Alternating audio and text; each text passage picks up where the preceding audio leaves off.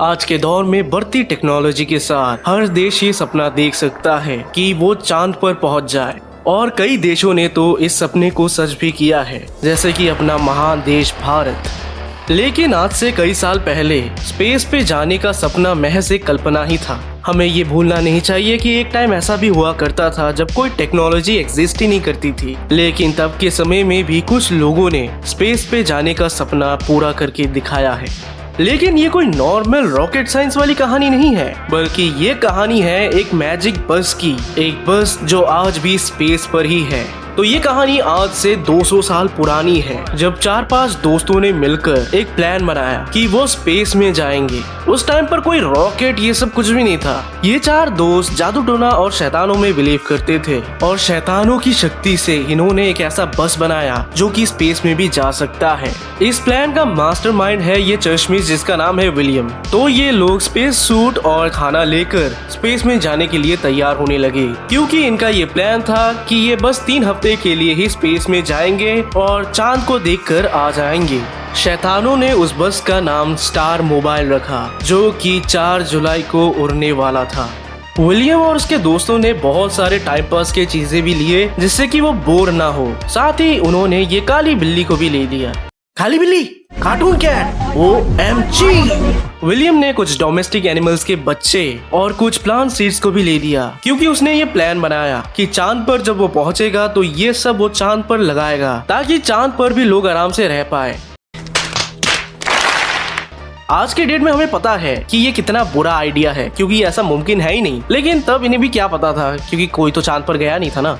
छोटे मोटे प्रॉब्लम्स तो आ ही रहे थे, लेकिन फिर भी ये सब इग्नोर करके ये मजे से स्पेस में घूमने लगे। लेकिन एक दिन अचानक जब ये लोग अंदर गाना गा रहे थे, तो एक छोटा सा मीटियोर इनके बस पर गिरा।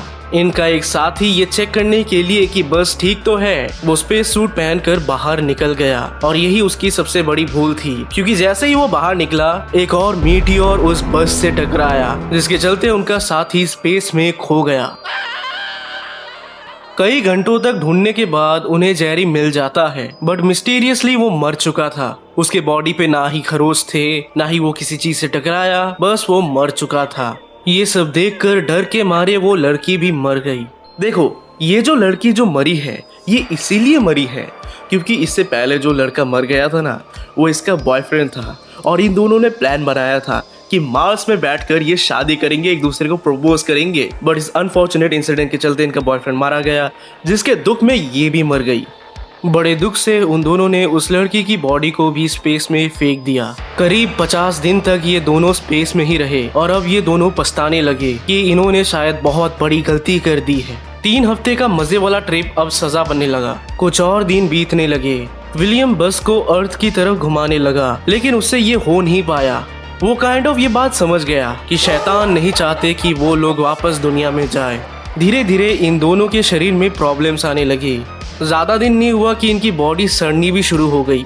वैसे तो रिसर्चर्स बताते हैं कि इनकी बॉडी शायद विटामिन सी के कमी के वजह से सड़ने लगी, बट डीप डाउन सबको पता है कि ये शैतान की वजह से हुआ है। एक दिन जब विलियम सो के उठा, तो वो ये देखकर शॉक हो गया कि वो मून के बेहद करीब है। ये देखकर वो समझ गया कि वो अब कभी भी घर नहीं जा पाएगा। विलियम ने अपने जिंदा बचे आखिरी दोस्त से झूठ कहा। उसने उसे दिलासा दिया कि हम जल्द घर पहुंचने वाले हैं, और इसी वजह से उसने सारे पर्दे भी गिरा दिए, ताकि उसका दोस्त ये देख ना पाए कि वो चांद के कितने करीब है। लेकिन वो दोस्त भी ज्यादा देर तक नहीं बचा।